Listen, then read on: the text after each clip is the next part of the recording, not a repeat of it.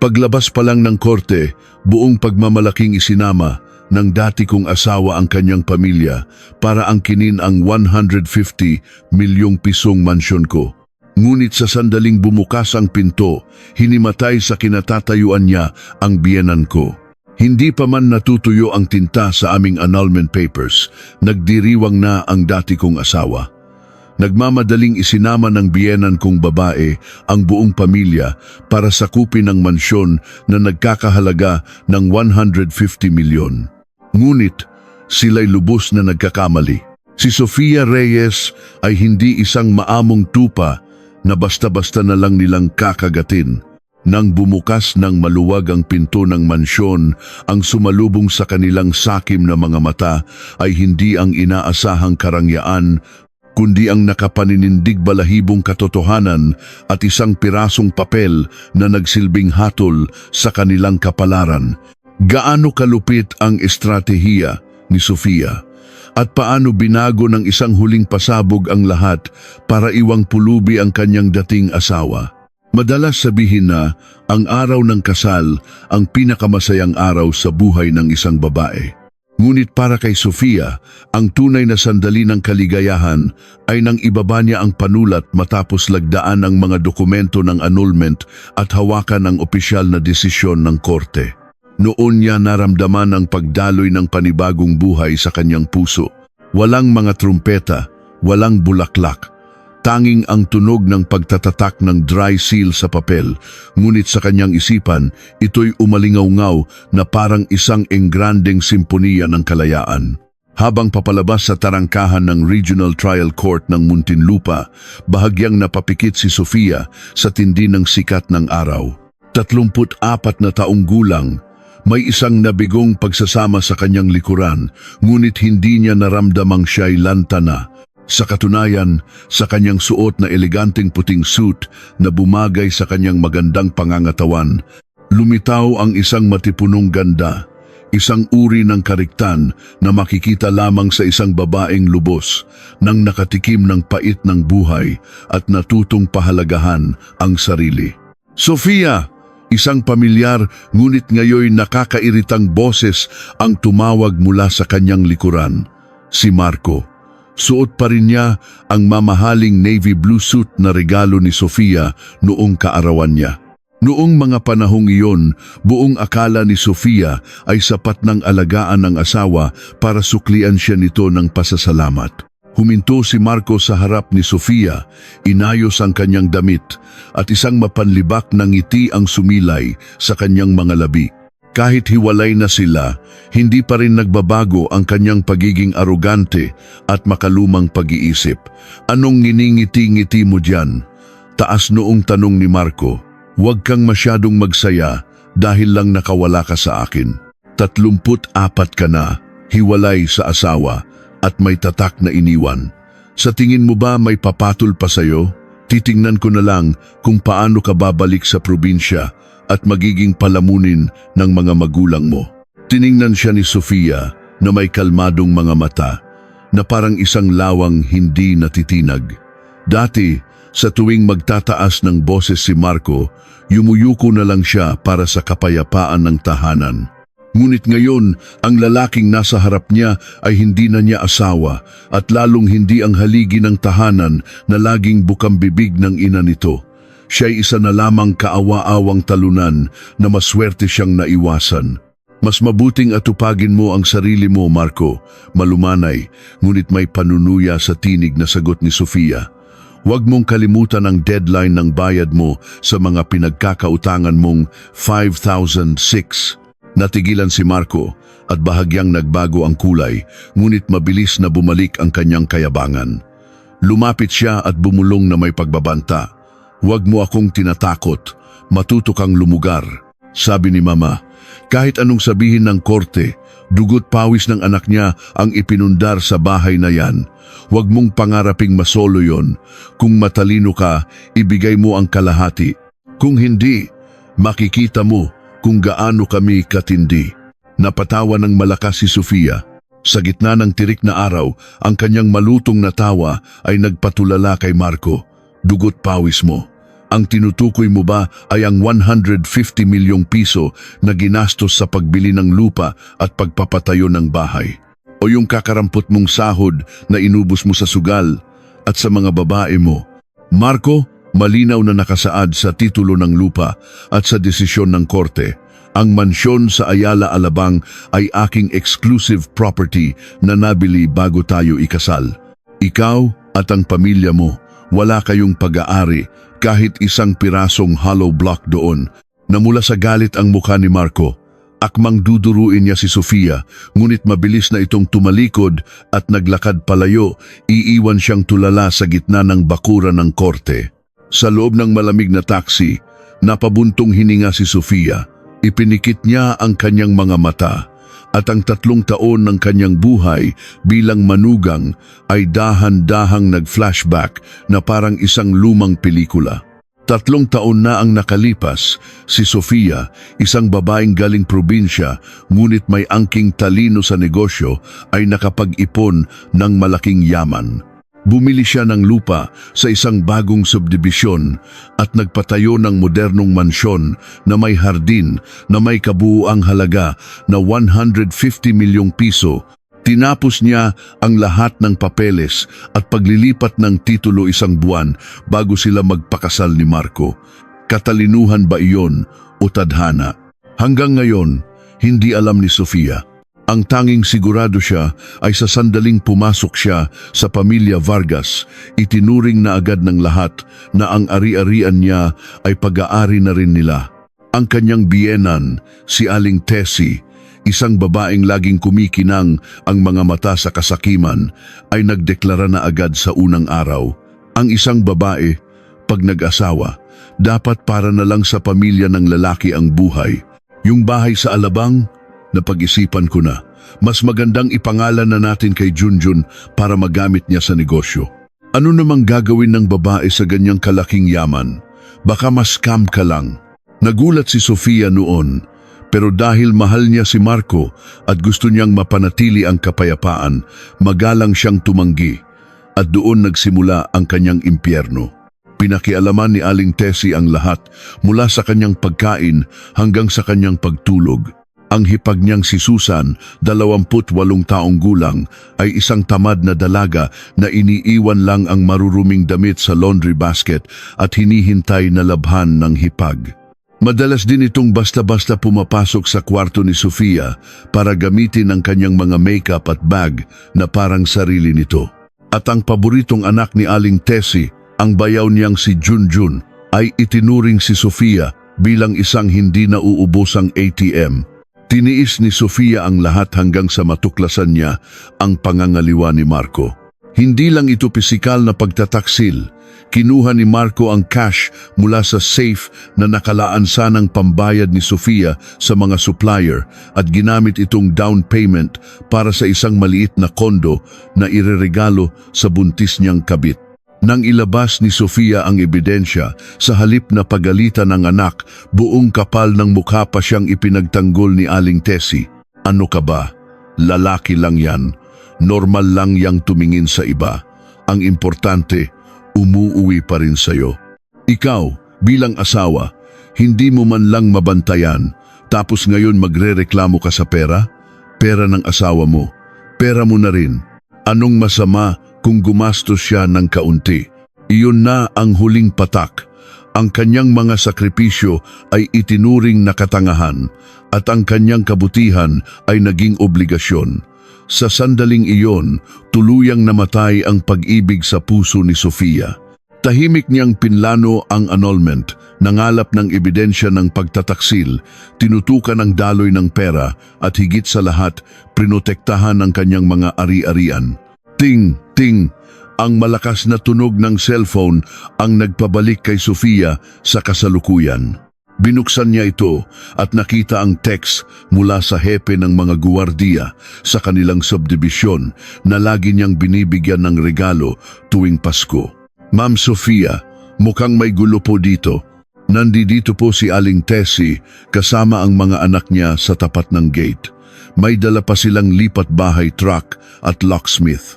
Sinasabi po sa mga guwardiya na bahay daw ng anak niya ito, kaya may karapatan silang pumasok. Sinisigawan po kami. Anong gagawin namin? Tatawag na po ba kami ng pulis? Habang binabasa ang text, isang malamig na ngiti ang unti-unting gumuhit sa mga labi ni Sofia, tulad ng inaasahan. Wala pang isang oras, mula nang lumabas ang desisyon ng korte, hindi na nila napigilan ang kanilang kasakiman. Siguradong inisip ni Aling Tessie na hindi papalag si Sofia o kapag nasakop na nila ang bahay, bahala na kung anong mangyari. Iniisip nilang ang mansyon ay puno pa rin ng mga mamahaling muebles na binili ni Sofia, mga Italian-made na sofa at mga high-end na appliances. Gusto nilang angkinin ang bahay. Sige lang, naalala ni Sofia ang ginawa niya 1 linggo na ang nakalipas. Iyon ang linggo kung kailan siya pinakamatindi at pinakatahimik na kumilos. Sa mga araw na ang kanyang mga biyenan ay nasa trabaho o abala sa kani-kanilang mga lakad, tahimik na tumawag si Sofia ng isang profesional na moving company. Inilipat niya ang lahat mula sa 5 milyong pisong sala set, mga kama, ref, washing machine hanggang sa mga crystal chandelier at kurtina. Ipinatanggal niya ang smart home system at ipinaputol ang kuryente at tubig. Ang dating marangyang mansyon ay naging isang hungkag na shell na lamang. Ang tanging iniwan niya ay isang pirasong papel na nakadikit sa gitna ng sala. Private property, no trespassing. Tinawagan ni Sofia ang hepe ng mga guwardiya. Ang boses niya ay kalmado. "Manong, relax lang po." Pakisabi sa mga guwardiya, magpanggap silang pinipigilan sila. Pero sa huli, papasukin niyo sila hanggang sa bakuran. Papunta na po ako. Ako na ang bahalang mag-asikaso sa mga espesyal kong bisita ngayon. Sigurado po kayo, ma'am, ang titindi po ng dating nila. Okay lang po. Dito na magsisimula ang tunay na saya. Sundin niyo lang po ang sinabi ko. Ibinaba ni Sofia ang tawag at sinabi sa taxi driver, "Manong, dahan-dahan lang po. Hindi ako nagmamadali. Hayaan nating mainip sila ng kaunti." Habang marahang dumadausdos ang taxi sa kalsada, tumingin si Sofia sa labas. Ang kanyang mga mata ay nagliliyab sa determinasyon. Hindi na siya ang maamo at mapagpasensyang manugang ng kahapon. Ngayon, tuturuan niya ng huling leksyon ang sakim na pamilyang iyon. Isang leksyon tungkol sa batas, karma at sa kabayaran ng kasakiman. Ang laban para sa bahay ay tapos na bago pa man magsimula. Ang hindi lang nila alam, sila ang talunan. Huminto ang taxi sa isang lugar na hindi gaanong kalayuan sa tarangkahan ng mansyon, sapat na para hindi mapansin, ngunit sapat na malapit para makita ang lahat ng nangyayari. Sa halip na manatili sa kotse, pumili si Sofia ng isang sulok sa isang coffee shop sa kabilang kalsada at umorder ng isang iced americano na walang asukal. Ang pait sa kanyang dila ang lalong nagpagising sa kanyang diwa. Sa kanyang harapan, ang 150 milyong pisong mansyon ay maringal pa ring nakatayo. Ang itim na bakal na gate, ang makintab na pader, lahat ay sumisigaw ng karangyaan. Ngunit ang dumudungis sa perpektong larawang iyon ay ang magulong grupo ng mga tao sa harapan. Gaya ng sabi sa text ng guwardiya, tila tinipon ni Aling Tessie ang kanyang Avengers para sa pagsakop. Suot niya ang isang maningning na dilaw na duster na sa kanyang isip ay elegante, ngunit sa totoo lang ay nagmumukha siyang isang higanteng mais. Nakapamiwang siya at walang tigil sa pagduduro sa mga kargador, dahan-dahan sa pagbaba niyan. Pag nagasgasan niyang TV, sa sahod niyo ibabawas. Sa tabi niya, naroon ang hipag na si Susan at bayaw na si Junjun. Si Susan ay abala sa pagsiselfie sa harap ng gate, suot ang isang pulang bestida. Ang mukha niya ay namumula sa excitement na para bang papasok sa sarili niyang palasyo. Napangiti ng mapait si Sofia. Matagal nang pinagnanasaan ni Susan ang kanyang master's bedroom na may tanawin ng swimming pool. Samantala, ang paboritong anak na si Junjun ay naiinis na nagrereklamo. Suot niya ang punit-punit na maong at isang sando na nagpapakita ng kanyang mga tattoo. Punyeta, ang babagal. Bilisan niyo, gusto ko nang magpahinga sa loob. Ang eksena ay sobrang katawa-tawa na halos masuka si Sofia. Kumikilos sila na para bang sigurado na sa tagumpay, binabalewala ang batas, ang karangalan at higit sa lahat, si Sofia. Tahimik na humigop si Sofia ng kape. Ang kanyang isip ay lumipad pabalik sa isang linggo na ang nakalipas nang simulan niya ang kanyang operasyon. Alam na alam ni Sofia ang ugali ng pamilya ng dati niyang asawa. Sakim, makapalang mukha at walang pakundangan. Inaasahan niyang sa sandaling maging pinal ang annulment, agad nilang susugurin ang bahay sa ilalim ng palusot na ito'y conjugal property para makalamang. Para mahuli ang tigre, kailangan mo itong paingayin palabas ng kuweba o siguraduhing wala itong makakain sa loob. Iyon ang naging panata ni Sofia. Isang gabing malakas ang ulan, sinamantala ni Sofia ang pagka-out of town ni Marco at ang pagiging abala ng mga biyenan sa isang handaan sa probinsya. Kumuha siya ng pinaka-profesional na moving company sa Maynila. Ang utos niya, ilipat ang lahat, walang ititirang kahit isang tornilyo. Mula alas 11 ng gabi hanggang alas 4 ng madaling araw, tahimik at mabilis ang operasyon. Ang 5 milyong pisong sala set, ang 155-inch na TV, ang mamahaling sound system lahat ay maingat na inilipat. Pati mga gamit sa kusina, chandelier, kurtina at maging ang mga bidet ay tinanggal. Ang marangyang mansyon ay naging isang hungkag na shell sa loob lamang ng isang gabi. Ngunit ang pinaka-nagbigay kasiyahan kay Sofia ay ang regalong iniwan niya sa security system. Nagpatawag siya ng locksmith para palitan ang lahat ng kandado ng pinakabagong digital at fingerprint-activated na mga lock at sabay-sabay na binura ang fingerprint data ni Marco. Ipinaputol din niya ang kontrata sa kuryente, tubig at internet. Sa coffee shop, tiningnan ni Sofia ang kanyang relo. 15 minuto na ang nakalipas at ang gulo sa labas ay papatindi na. Sa kabilang kalsada, si Junjun ay hirap na hirap ipasok ang susi sa gate. Punyeta, bakit ayaw pumasok? Pinalitan yata ng bruha. Yung lock, sigaw niya sabay sipa sa bakal na gate. Lumapit si Aling Tessie. Akin na nga yan, inutil, baka maling susi yang dala mo. Ngunit wala rin siyang nagawa. Ang mga susi sa kamay niya ay isa na lamang walang silbing kalansing. Nagsimula nang mairita si Susan. Ma, ang init. Tawagin mo na yung locksmith. Sirain na yan. Bahay naman to ni Kuya. Anong pakialam natin kung sirain natin? Oo nga, sirain na yan, sigaw ni Aling Tessie. Tinatawag ang lalaking may dalang mga gamit mula sa truck. Handa na pala siya, may dala ng locksmith sakaling hindi ibigay ni Sofia ang susi. Ang kapal talaga ng mukha. Hinigpitan ni Sofia ang hawak sa tasa. Naalala niya ang mga ebidensyang nakalap niya laban kay Marco. Hindi lang mga litrato kasama ang kabit. Nariyan ang mga bank statement. Sa loob ng 3 taon, palihim na nagpapadala si Marco ng pera kay Aling Tessie, umaabot sa 10 milyong piso na ipinambili pala nito ng lupa sa probinsya sa ilalim ng pangalan niya. Ang pera ay galing sa kita ng negosyong pinagsamahan nila ni Sofia. At may isa pang sikreto, may utang si Marco na 25 milyong piso sa mga loan shark dahil sa sugal. Gipit na siya. At ang mansyon na ito ang tanging paraan niya para makabayad. Kaya pala sila nagmamadaling angkinin ito. Sa kabilang kalsada, nagsimula nang maghanda ang locksmith. Inilabas niya ang drill at martilyo. Ngumiti si Sofia at inilapag ang tasa. Oras na para sa kanyang grand entrance.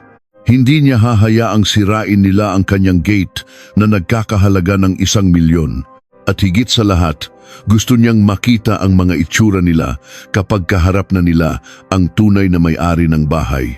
Tumayo si Sofia, inayos ang kanyang damit at isinuot ang kanyang sunglasses. Tumawid siya sa kalsada na parang isang reynang papasok sa teritoryo ng kaaway. Tigil! Ang sigaw ni Sofia ay hindi malakas, ngunit puno ng autoridad na nagpatigil sa locksmith. Lumingon ang pamilya Vargas at nang magtama ang kanilang mga mata, tila nagyelo ang hangin. Nanlaki ang mga mata ni Aling Tessie at ang pagkagulat ay mabilis na napalitan ng matinding galit. Ang pinakakapanapanabik na dula ay ngayon palang magsisimula. Ang sigaw ni Sofia na "Tigil!" ay tumarak na parang tunog ng bakal sa salamin sa gitna ng mainit na araw. Gulat na ibinaba ng locksmith ang drill na itututok na sana niya sa digital lock. Tulala siyang napatingin sa babaeng kararating lang elegante, malamig at may dalang hindi maipaliwanag na panganib, isang malaking kaibahan sa magulong pamilyang umupa sa kanya. Lumingon si Aling Tessie. Ang dati niyang singkit na mga mata ay ngayon nanlilisik sa galit. "Aba, nagpakita ka rin. Akala ko nagtago ka na sa kung saang lungga. Anong tinitingin-tingin mo? Anong kalokohan na naman to? Buksan mo ang pinto at papasukin mo kami sa bahay ng anak ko." Agad na sumuporta sina Junjun at Susan. Lumapit si Junjun kay Sofia, tinapakan ang upos ng sigarilyo at mayabang na nagsalita. "Ate, buksan mo na ang pinto. Tapos na ang kaso. Maghiwa-hiwalay na tayo ng landas. Pero itong bahay, sa kuya ko to. Huwag ka nang magmatigas, baka mapilitan pa akong gumamit ng dahas." Hindi man lang pinansin ni Sofia si Junjun. Dumiretso siya sa locksmith, tinanggal ang kanyang sunglasses at ipinakita ang kanyang matatalim na mata. "Locksmith po kayo, di ba? Sinong nag-utos sa inyong sirain ang lock ng bahay ko?" Nag-aalangang itinuro ng lalaki si Aling Tessie. Sabi po niya, siya raw ang may-ari, na wala lang daw po ang susi. "May-ari?" Tumingin si Sofia kay Aling Tessie na may halong pang-aasar. "Hindi ko alam kung gaano na kayo katagal sa trabahong ito, pero hindi niyo ba alam ang patakaran? Para sirain ang lock ng isang pribadong bahay, kailangan niyong makita ang pruweba ng pagmamay-ari o may kasamang pulis. Subukan mong butasin yang pinto at sisiguraduhin kong kasama kanilang kakasuhan ng property damage." Sa salitang kaso, namutla ang locksmith. Mabilis niyang iniligpit ang kanyang mga gamit. "Naku, ayusin niyo na lang po. Yang problema niyo, ayaw ko pong madamay. Alis na po ako." Nang sumuko ang locksmith, nagwala si Aling Tessie. Hinablot niya ang damit ng lalaki pagkatapos ay bumaling kay Sofia at nagsimulang mag-iskandalo. "Tuluoong, mga kapitbahay, itong masamang manugang, inaagaw ang bahay at itinataboy ang biyenan. Dugot pawis ng anak ko itong bahay na to, pero niloloko niya kami. Magnanakaw, manloloko." Humiga siya sa sahig at nagpagulong-gulong. Isang pamilyar na drama na madalas niyang gawin sa kanilang probinsya. Sumabat din si Susan. "Tama, masama kang babae, ate. Ibalik mo ang bahay sa kuya ko." Nagsimula ng maglapitan ng mga usisero. Ang mga kapitbahay mula sa mga katabing mansyon ay nagsilabasan at nagbulungan. Ang eksena ay nakakahiya at katawa-tawa. Ngunit si Sofia ay nanatiling kalmado, nakahalukip-kip lang at pinapanood ang kanilang murang palabas. Naghihintay siya at ang hinihintay niya ay dumating na. "Huminahon kayo. Anong gulo ito?" Dalawang motorsiklo ng pulis ang dumating kasama ang hepe ng mga guwardiya. Tumingin ang guwardiya kay Sofia at bahagyang tumango. Lingid sa kaalaman ng pamilya Vargas, matapos matanggap ang text ni Sofia, tumawag na agad ang guwardiya sa pulis. Lahat ay ayon sa plano ni Sofia. Nang makita ang uniforme ng pulis, bahagyang natigilan si Aling Tessie, ngunit mabilis na nagbago ng taktika. Lumapit siya sa pulis at lalong nag-iiyak. "Mamang pulis, tulungan niyo po ako. Itong manugang ko, niloko ang anak ko para makuha ang 150 milyong pisong mansyon. Ngayon, ayaw na niya kaming papasukin. Ikulong niyo yan." Tiningnan ng pulis ang magulong grupo at ang lipat bahay truck. Pagkatapos ay bumaling kay Sofia, ang tanging kalmado at mukhang edukado sa lahat. "Miss, ano po ang nangyayari dito? Away po ba ito? sa ari-arian pagkatapos ng hiwalayan. Ngumiti si Sofia at nagsalita ng malakas at malinaw para marinig ng lahat. Officer, hindi po ito away. Kaninang umaga lang po naging pinal ang desisyon ng annulment namin at tungkol naman po sa bahay na ito. Dahan-dahang binuksan ni Sofia ang kanyang mamahaling bag at inilabas ang isang folder. Ang kanyang huling alas, ang orihinal na titulo ng lupa. Inabot niya ito sa pulis. Ito po ang titulo ng lupa na nagpapatunay ng pagmamay-ari ko. Kung titingnan niyo po ang pangalan ng may-ari, nakapangalan po sa akin, Sofia Reyes. At ang mas importante, tingnan niyo po ang petsa ng pagkarehistro, August 15, 2022. Ang petsa po ng kasal namin ni Marco Vargas ay September 20, 2022. Ibig sabihin, ito po ay aking exclusive property na nabili bago pa kami ikasal. Wala pong kinalaman dito si Ginoong Vargas o ang kanyang pamilya. Natahimik ang lahat. Maingat na tiningnan ng pulis ang bawat pahina ng dokumento. Sa tabi niya, si Aling Tessie ay namumutla at pinagpapawisan ng malamig. Alam niyang binili ni Sofia ang bahay bago sila ikasal, pero ipinipilit niya sa sarili na kapag kasal na, pag-aari na rin ito ng asawa. Ngayon, sa harap ng batas, walang silbi ang kanyang lohika. Malinaw nga po ang nasa dokumento. Sabi ng pulis, ibinabalik ang titulo kay Sofia. Humarap siya kay Aling Tessie. Ginang, ayon po sa titulo, malinaw na pag-aari ito ni Miss Reyes bago pa sila ikasal. Wala po kayong karapatang pumasok o humingi ng hati. Ang ginagawa niyo pong panggugulo at tangkang pagpasok ay labag sa batas. Parang binagsakan ng langit at lupa si Aling Tessie. Napaurong siya. Hindi, peke yan. Siguradong pineke niya yan. Ang daming perang ibinigay ng anak ko dyan. Pera? Putol ni Sofia. Ang kanyang mga mata ay kasing talim ng kutsilyo. Ang perang ibinigay ng anak niyo sa akin o ang perang palihim niyang kinuha para ipambili niyo ng lupa sa probinsya. Nasa akin po ang lahat ng bank statement. Gusto niyo bang isumite ko sa pulis para maimbestigahan kayo sa kasong concealment of assets? Sa pagbanggit ng lupa sa probinsya, natikom ni Aling Tessie ang kanyang bibig at lalong namutla. Iyon ang kanyang kahinaan. Sige na, buntong hininga ni Sofia na parang nagbibigay ng pabor. Dahil naging pamilya ko rin naman kayo at dahil nag-abala na kayong mag-empake, mukhang gusto nyo talagang tumira dito. Imposible na yon. Pero kung may mga personal na gamit si Ginoong Vargas na naiwan, bubuksan ko ang pinto para makuha ninyo.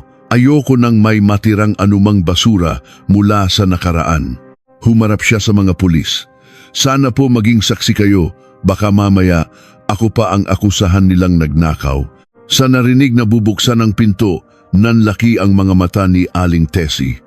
Sa kanyang makitid na isipan, may pag-asa pang may makuha siya. Baka may mga gamit pang hindi na isama si Sofia. Baka nandoon pa ang sala set o ang 85-inch na TV. Kapag nakapasok na siya, hihiga siya doon at hindi na aalis. Sige, buksan mo. Kukunin namin ang gamit ng anak ko.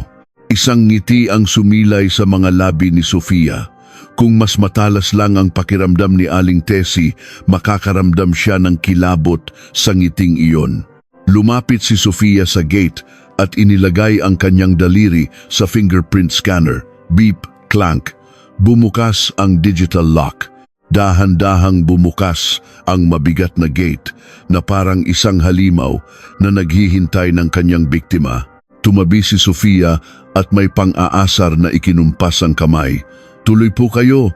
Nay, kuya, ate, sana magustuhan niyo ang bahay. Nagtulakan papasok sina Aling Tessie, Susan at Junjun. Walang pasalamat, walang hiya.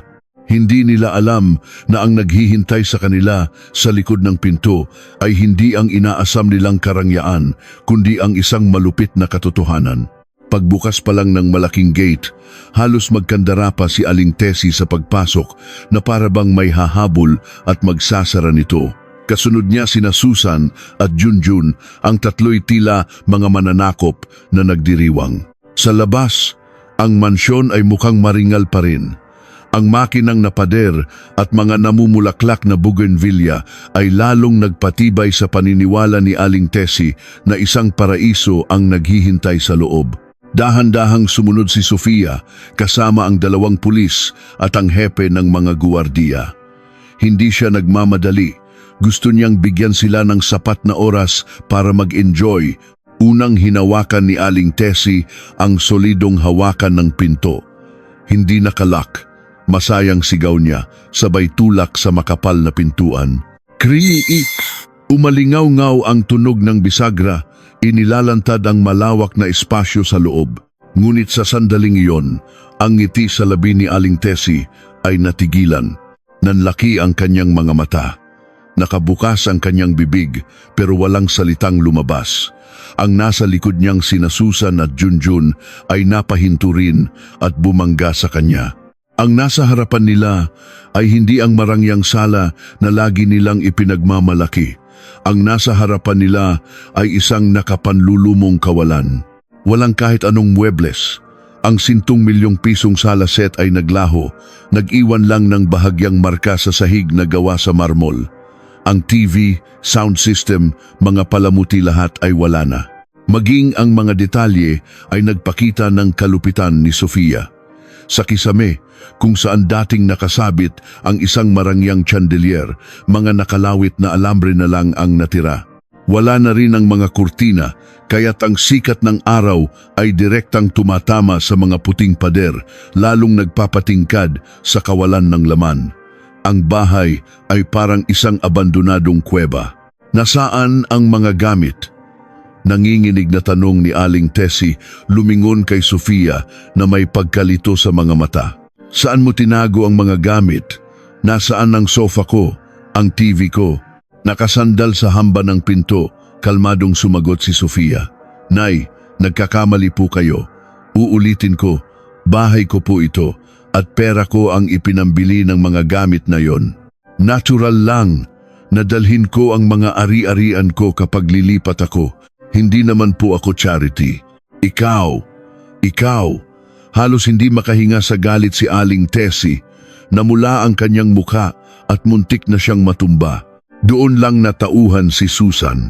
Sumigaw siya at mabilis na umakyat sa hagdanan. Yung kwarto ko, yung mga gamit ko. Umaasa pa rin siya sa kanyang inaasam na princess room. Ngunit makalipas ang ilang sandali, isang malakas na iyak ang umalingaw-ngaw mula sa itaas. Bumaba si Susan na umiiyak. Ma, wala nang laman, lahat kinuha, pati kama, salamin, aircon, ang init-init, paano tayo titira dito? Samantala, tumakbo naman si Junjun sa kusina. Binuksan niya ang mga cabinet, lahat ay walang laman. Hinanap niya ang malaking ref para kumuha ng malamig na tubig. Pero isang maalikabok na espasyo lang ang naroon. Sa galit, sinipa niya ang isang cabinet. Punyeta, pati bumbilya sa banyo, kinuha. Ang tindi ng babaeng to. Ang pamilya Vargas ay tulalang nakatayo sa gitna ng sala.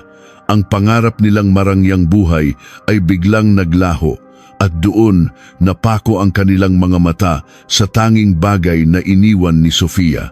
Sa pader, kung saan dating nakasabit ang isang mamahaling painting, may isang pirasong papel na nakadikit. Nakasulat dito sa malalaki at pulang letra, Private property, no trespassing. Forcible entry is punishable by law. Isang maikling paalala, ngunit para itong isang malakas na sampal sa kanilang mga mukha. Ito ay hindi lang isang pag-angkin, kundi isang babala. Nang mabasa ito ni Aling Tessie, nanginig ang buo niyang katawan. Hindi niya kinaya ang sobrang gulat. Tiningnan niya ang walang lamang bahay, ang malamig na mukha ni Sofia at ang 2 pulis na nakatingin sa kanila na may awa. Diyos ko, niloko niya ako, pinapatay niya ako, sigaw niya, bago dahan-dahang bumagsak sa sahig. Ipinikit niya ang mga mata, nagkikisay, at bumubula ang bibig. Nang makitang bumagsak ang ina, tumakbo si Susan at niyakap ito. Mama, Mama, huwag kang mamatay. Ate, paano mo nagawa to? Pinatay mo si Mama. Tinitingnan ni Sofia ang eksena ng walang bahid ng awa. Alam na alam niya ang ugali ng dati niyang biyenan. Humarap siya sa pulis at nagsalita ng mahina pero sapat para marinig ng mga naga-artista. Nakikita niyo naman po, walang gamit nila dito. Pero kung talagang inatake siya, tatawag po ako ng ambulansya. Ipacheck na rin natin kung may sakit siya sa pagpapanggap. Ako na po ang bahala sa bayad. Sa narinig na ambulansya at check-up, biglang tumigil sa pagkikisay si Aling Tessie at bahagyang minulat ang isang mata para sumilip. Napangiti si Sofia. Tagumpay, ngunit alam niyang simula pa lang ito ng kanilang trahedya dahil sa labas may mga tunay na bisita na unti-unti nang nauubusan ng pasensya. Nakahiga si Aling Tessie sa sahig, nagkukunwaring nag-aagaw buhay, naghihintay ng awa. Ngunit ang kanyang palabas ay biglang naantala ng sigawan mula sa labas. Hoy, Ale! Itutuloy ba yung lipat o hindi na? Kanina pa kami naghihintay dito sa initan. Hanggang kailan mo kami paghihintayin? Sigaw ng driver ng lipat bahay truck. Nang marinig ang singilan sa pera, parang nabuhayan ng dugo si Aling Tessie. Bigla siyang bumangon, pinagpaga ng sarili at nagmamadaling lumabas. Anong itutuloy? Walang laman yung bahay. Naloko kami, kaya ibalik niyo na lahat yan sa dati naming bahay. Nanlaki ang mata ng driver. Anong ibalik? Paano yung bayad namin? Nag-arkila kami ng truck, nagdala ng tao, naghintay ng matagal. Ngayon, pabalik. Kailangan mong bayaran ang balikan at ang waiting fee, 10,000 lahat. Ano? 10,000? Sigaw ni Aling Tessie. Magnanakaw kayo, wala naman kayong ginawa. Patakaran ay patakaran, sabi ng isang kargador na may tattoo. Umalis ang truck, may bayad na. Huwag mo kaming lokohin. Nakatira ka sa ganitong kalaking bahay, tapos manluloko ka ng mga hamak na trabahador. Naging isang magulong palengke ang lugar. Ang mga kapitbahay ay nagsilabasan sa kanilang mga balkonahe, umiiling habang pinapanood ang kahihiyan ng pamilya Vargas. Ang iba ay kinukuhanan na sila ng video na mula sa hiya si Aling Tessie.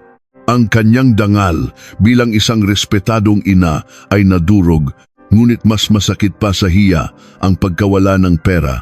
Ma, bayaran mo na, nakakahiya. Pinagtitinginan na tayo, bulong ni Susan. Saan ako kukuha ng pambayad? Wala akong cash, sigaw ni Aling Tessie. Lumingon siya kay Junjun, pero ang paborito niyang anak ay palihim ng lumayo at nagkukunwaring may kausap sa telepono. Naging tensyonado ang sitwasyon. Nagbanta ang mga kargador na ibubuhos nila sa kalsada ang mga gamit ni Aling Tessie kung hindi siya magbabayad. Doon na lumapit si Sofia. Kalmado pa rin, hawak ang cellphone na naka-video mode. Ang kamera ay nakatutok sa mukha ni Aling Tessie. Nay, payo ko lang po, bayaran niyo na sila. May mga CCTV dito at nandito ang mga pulis. Mahirap pong magmatigas sa ganitong lugar. At saka, balita ko, kailangan ni Marco ng pera ngayon. Baka dahil sa maliit na gulo na to, matuntun pa siya. Ang mga salita ni Sofia ay parang isang balding malamig na tubig. Natigilan si Aling Tessie. Nanginginig siyang kumuha ng lukot-lukot na pera mula sa kanyang bag at nanginginig na binilang ito. Halos maiyak siya sa panghihinayang. Pagkatapos, padabog niyang inabot ang bayad. Umismid ang mga kargador, sumakay sa truck at umalis, nag-iwan ng maitim na usok at isang pamilyang sawi. Nakatayo si Aling Tessie, puno ng puot ang mga mata. Masaya ka na ginawa mong ganito ang pamilya namin? Ibinaba ni Sofia ang cellphone at lumapit. Hindi po ako ang gumawa nito sa inyo. Ang sarili niyong kasakiman ang gumawa niyan. Huminto siya sandali. At may sasabihin pa pala ako. Alam niyo po ba kung bakit gustong-gusto ni Marco na makuha ang bahay na to ngayon? Hindi po para patirahin kayo. Anong ibig mong sabihin? Tinitigan ni Sofia si Aling Tessie sa mata. May utang po si Marco na 25 milyong piso sa mga loan shark. Patong-patong na ang interes at hinahanap na siya ngayon. Ang plano niya, ang kininang bahay na to, ibenta ng palugi para makabayad at makatakas. Kaso, nasa akin ang titulo at nakalak ang bahay. At sa tingin ko, malapit nang dumating dito ang mga maniningil. Ang balitang iyon ay parang isang bombang sumabog sa isip ni Aling Tessie. 20 milyon, isang halagang hindi niya pinangarap sa buong buhay niya. Lumingon siya kay Junjun na namumutla na rin. Lumabas na alam pala ng buong pamilya ang tungkol sa utang ni Marco. Itinago lang nila sa kanya. Hindi, sinungaling, negosyante ang anak ko. Mahinang tanggi ni Aling Tessie. Pero ang nanginginig niyang boses ay nagbunyag ng kanyang takot. Maniniwala po kayo o hindi, bahala na po kayo. Nagkibit balikat si Sofia, pumasok sa loob ng bakuran at sininyasan ang guwardiya na isara ang gate. Pero payong kaibigan lang, umuwi na kayo sa probinsya. Kapag dumating dito ang mga maniningil, baka pati mga pulis, hindi na kayo kayang protektahan. Dahan-dahang nagsara ang gate sa harap ni Aling Tessie. Ang malakas na kalabog nito ang tuluyang naghiwalay sa ligtas na mundo sa loob at sa magulong mundo ng kawalan ng pag-asa sa labas. Nagsimula ng dumilim. Sa labas ng gate, nanginginig na magkakasamang nakaupo ang mag-iina. Hindi dahil sa lamig, kundi dahil sa takot. At doon nila napagtanto, ang tunay na bangungot ay ngayon palang magsisimula. Mabilis na dumating ang gabi. Ang dilaw na ilaw ng mga poste ay lumikha ng nakakatakot na mga anino sa kalsada. Habang ang mga katabing mansyon ay puno ng ilaw at tawanan, ang tapat ng mansyon ni Sofia ay parang isang burol. Nakasandal si Aling Tessie sa isang puno, mukhang pagod at miserable. Ang gutom at ang pag-aalala sa 25 milyong pisong utang ni Marco ay halos magpabaliw sa kanya. Ma, anong gagawin natin? Dito na lang ba tayo? Kakagatin na ako ng mga lamok, reklamo ni Susan. Hinubad ang kanyang high heels. Si Junjun naman ay nakaupo sa tabi ng pader, nakatingin sa kanyang pulang motorsiklo na naiwan sa loob ng bakuran. Iyon lang ang kanyang mamahaling ari-arian. Nang pumasok sila kaninang hapon, ipinarada niya ito sa gitna ng bakuran na parang isang tropeo. Ngayon, bihag na ito. Punyeta, kinulong ng bruha yung motor ko. Paano ako aalis bukas? Kapag nakita yan ng mga maniningil, kukunin din yan. Tumawag ka kaya sa kanya? Baka pwedeng makiusap na buksan ang gate? Sabi ni Aling Tessie. Makiusap? Ma, nakita niyo ba kung paano niya tayo tratuhin kanina? Parang aso, tatawanan lang niya ako, sabi ni Junjun. Pagkatapos ay may kumislap na ideya sa kanyang mga mata. Hindi pwedeng ganito lang, kailangan nating gumanti. Oo nga kuya, sabat ni Susan. Akyatin mo yung pader mamaya, kunin mo yung motor, tapos basagin natin yung mga bintana, sirain natin yung mga halaman, para may paggastusan siya. Nagustuhan ni Junjun ang ideya. Sige, may dala akong bolt cutter sa motor. Kapag wala ng tao sa kalsada mamaya, aaksyon tayo. Narinig ni Aling Tessie ang plano. Sa isang banda, takot siya sa batas. Pero mas matindi ang galit niya kay Sofia. Sige, bahala kayo. Pero mag-ingat kayo. Kunin niyo lang yung motor. Pwede na nating ibenta yon. Nakakahiya namang umuwi sa probinsya na walang-wala. Ang kanyang pagsang-ayon, ang huling tulak para sa dalawang anak na gumawa ng krimen. 1:00 ng madaling araw, tahimik na ang buong subdibisyon. Nagsimulang kumilos sina Junjun at Susan. Inakyat ni Junjun ang pader sa likurang bahagi ng bahay. Si Susan ang nagsilbing tuntungan sa ibaba. Dahan-dahan, ang bigat mo, reklamo ni Susan. Tumahimik ka, magbantay ka dyan. Nang makalundag si Junjun sa loob, madilim ang buong paligid. Inisip niyang tulog na si Sofia. Ngumisi siya. Ang una niyang target, ang motorsiklo. Ngunit nang akmang hihilahin niya ito, nakita niyang nakalock ang parehong gulong gamit ang dalawang malalaking U-lock. Punyeta, ang talino talaga ng babaeng to. Sinubukan niyang putulin ito gamit ang kanyang bolt cutter pero hindi ito tumalab. Ang mga lock na binili ni Sofia ay gawa pa sa Germany. Sa sobrang inis, tiningnan niya ang salaming bintana ng sala. Dumampot siya ng isang malaking bato mula sa hardin at lumapit dito. "Kuya, ano na? Ang tagal mo," bulong ni Susan mula sa labas. "Teka lang, babasagin ko muna tong bintana." Ang hindi niya alam, sa sandaling tumapak siya sa damuhan, may na-activate siyang mas malakas pa sa security guard. Sa ikalawang palapag, sa isang walang laman na kwarto, hindi natutulog si Sofia. Nakaupo siya, hawak ang isang iPad. Ang screen ay nahahati sa 4 na camera view. Malinaw na ipinapakita ang bawat sulok ng bahay. Kitang-kita niya ang galit na mukha ni Junjun. Nakita niya si Susan na naghihintay sa labas. Nakita niya maging si Aling Tessie na nagbabantay sa di kalayuan. "Hindi niyo talaga ako binigo," bulong ni Sofia. Hinitay niya ang perpektong sandali. Nang iamba ni Junjun ang bato at ihampas ito sa bintana. Blag! Nagkaroon ng malaking lamat ang salamin. Iyon na. Pinindot ni Sofia ang emergency alarm button sa kanyang app. UIIIII, UUUU, UIIIIII. 3 malalakas na sirena ang bumasag sa katahimikan.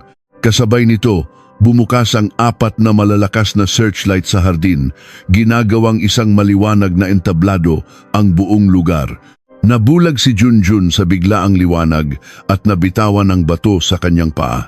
Ang malakas na sirena ay nagpataranta sa kanya. Ang kanyang puso ay kumakabog ng malakas. Magnanakaw, magnanakaw, umalingaw-ngaw ang isang automatikong boses mula sa mga speaker. Sa labas, sumigaw sa takot si Susan at tumakbo palayo. Si Junjun naman ay parang isang dagang na trap. Paikot-ikot siya sa bakuran, hindi makita ang daan pabalik sa pader. At sa di kalayuan, nagsimula nang marinig ang sirena ng mga pulis, papalapit ng papalapit. Tumawag na si Sofia sa pulis. Sa sandaling pumasok si Junjun sa kamera. Lahat ay isang perpektong setup para sa isang huling-huli sa akto. Ang sirena ng mga pulis ay gumising sa buong subdivision. Sa loob ng bakuran, si Junjun ay parang isang hayop na nasukol. Bago pa man niya maabot ang pader, isang malakas na sigaw ang kanyang narinig. "Pulis, taas ang kamay." Mabilis na pumasok ang 2 pulis. Sa isang iglap, nakadapa na si Junjun sa damuhan, nakaposas. Sa labas, nahuli rin sina Aling Tessie at Susan ng mga guwardiya. "Hindi po, kukunin lang po ng anak ko yung motor niya." Pagmamakaawa ni Aling Tessie. Noon na bumaba si Sofia, kalmado, kasama ang kanyang abogado, si Attorney De La Cruz, na naka-standby na pala. "Hindi po kayo naawa, Nay?" Malamig na tanong ni Sofia. 1:00 ng madaling araw, may dalang bolt cutter, umakyat sa pader, sinubukang sirain ang lock at binasag ang bintana. Lahat po yan, nakunan ng CCTV. Ito po ay organized trespassing and property damage. Ayon sa batas, dagdag ng abogado, ang kliyente ko po ay may sapat na ebidensya dahil may dalang gamit panira at pumasok ng sapilitan. Ang binata ay maaaring makulong ng 2 hanggang 7 taon. Sa salitang kulong, tuluyan nang hinimatay si Aling Tessie. At sa pagkakataong ito, hindi na ito pag-arte. Habang nagkakagulo, isang malakas na tunog ng motor ang narinig. Si Marco. Galing yata sa sugalan o inuman. Nang makita ang kapatid na nakaposas at ang inang walang malay, nawala siya sa sarili at sinugod si Sofia. "Pinagplanuhan mo to, nilagay mo sa patibong ang pamilya ko." Ngunit bago pa man dumapo ang kanyang kamao, napigilan na siya ng mga pulis. "Tamang-tama ang dating mo, Marco," sabi ni Sofia. "Sisingilin na rin sana kita sa mga utang mo." "Anong utang?" "Kakasuhan kita." "Kakasuhan?" Natawa si Sofia. "Anong karapatan mo?" Pero ako, may sapat akong karapatan para ipakulong ka. Sinenyasan niya ang kanyang abogado na naglabas ng isang makapal na folder. Ginoong Vargas, sabi ni Attorney De La Cruz, ito po ang bank records ninyo sa loob ng 3 taon. May ebidensya kami na naglipat kayo ng 10 milyong piso mula sa inyong joint business account papunta sa account ng nanay nyo para ipambili ng lupa. Ito po ay estafa at concealment of conjugal assets. Idagdag pa natin ang utang nyo sa mga loan shark at ang kaso ng kapatid nyo ngayong gabi. Mukhang magkikita-kita kayo ng pamilya mo sa kulungan ng matagal. Gumuho ang mundo ni Marco. Ang akala niyang simpleng babae ay matagal na palang binabantayan ang bawat galaw niya. Lumapit si Sofia at bumulong. Akala mo hindi ko alam ang 25 milyong pisong utang mo. Ang plano mo, ibenta ang bahay para makabayad, di ba? Sayang, hindi nagtagumpay. Ngayon, may 2 kang pagpipilian. Hayaan mong makulong si Junjun, kasuhan ka namin, at hayaang habulin ka ng mga maniningil hanggang sa loob ng kulungan. O, alam mo na ang gagawin mo. Tiningnan ni Marco ang kanyang kapatid, ang kanyang ina at si Sofia. Nakita niya sa mga mata nito ang hindi matitinag na determinasyon. Talo na siya. Anong gusto mo? Mahinang tanong niya. Ngumiti si Sofia. Sa police station tayo mag-usap. May alok ako para sa inyo. 4:00 ng madaling araw sa police station. Puno ng tensyon ang hangin. Si Junjun ay nakayuko, si Aling Tessie ay umiiyak, at si Susan ay tulog sa balikat ng ina. Sa harap nila, si Marco ay tulalang nakatingin sa isang kasunduan. Ginoong Vargas, ito na ang huling pagkakataon nyo, sabi ni Attorney De La Cruz. Hindi na itutuloy ng kliyente ko ang kaso laban kay Junjun at ang kasong estafa laban sayo. Kapalit nito, 2 kondisyon. Ano yon? Una, ibabalik nyo ang 10 milyong pisong kinuha mo. Pangalawa, pipirma kayo sa isang kasunduan na hindi na kayo lalapit o guguluhin pa si Miss Reyes. Kapag nilabag nyo ito, itutuloy namin ang lahat ng kaso. Saan kami kukuha ng ganyang kalaking pera? Sigaw ni Aling Tessie. Kung ayaw nyo pong magbayad, sabi ni Sofia. Sige, ituloy natin ang kaso. Makukulong si Junjun. Si Marco, haharap sa estafa at sa mga maniningil niya. Pumili kayo, pera o ang kinabukasan ng 2 niyong anak. Nanginig si Marco. Alam niyang hindi nagbibiro si Sofia. Ang tanging paraan para makabayad ay ibenta ang kondo na binili niya para sa kabit at isang laang lupa ng kanyang ina. Pumapayag na ako. Nanginginig na sabi ni Marco, sabay kuha ng panulat. Marco, baliw ka na ba? Lupa ko yun. Ma, tumahimik ka na, sigaw ni Marco. Gusto mo bang makulong si Junjun? Gusto mo bang makita akong bugbugin ng mga tao? Kayo ang may kasalanan nito. Kayo ang nag-udyok sa akin. Ngayon, pulubi na tayo. Masaya na kayo. Napahagulgol si Aling Tessie. Ngayon lang siya sinigawan ng paborito niyang anak. Pumirma si Marco sa kasunduan. Alam niyang hindi lang pera ang nawala sa kanya. Nawala ang lahat, asawa, bahay, dangal at maging ang kanyang kabit. Makalipas ang 2 araw na ibenta ang kondo. Nang malaman ng kabit na bangkarote na si Marco, kinuha niya ang lahat ng alahas na bigay nito at naglaho. Ang pamilya Vargas ay sumakay ng bus pabalik sa probinsya, miserable at talunan. Sa loob ng masikip na bus, nagsimula silang magsisihan. Kasalanan mo to, Ma. Bakit ba kasi pinilit mo kaming pumunta sa Maynila? Sigaw ni Susan. Ikaw rin naman. Tuwang-tuwa ka sa kwartong may swimming pool. Ganti ni Aling Tessie. Tumahimik kayong lahat, sigaw ni Marco. Umuwi sila sa kanilang lumang bahay, baon ng malaking utang at sama ng loob. Iyon ang naging kabayaran sa kanilang walang katapusang kasakiman. 1 buwan ang lumipas. Ang mansyon sa Ayala Alabang ay nabalot na ng panibagong sigla. Ipinadekorasyon ulit ni Sofia ang buong bahay, ngayon ay mas maliwanag at moderno. Sa hardin, namumukadkad ang mga rosas at hydrangeas na siya mismo ang nagtanim. Anak, halika, magtsaa muna tayo, tawag ng kanyang ina. Ngumiti si Sofia at pumasok sa loob. Ang kanyang mga magulang, mga simpleng magsasaka, ay isinama na niya mula sa probinsya para tumira kasama niya. Okay ka na ba, anak?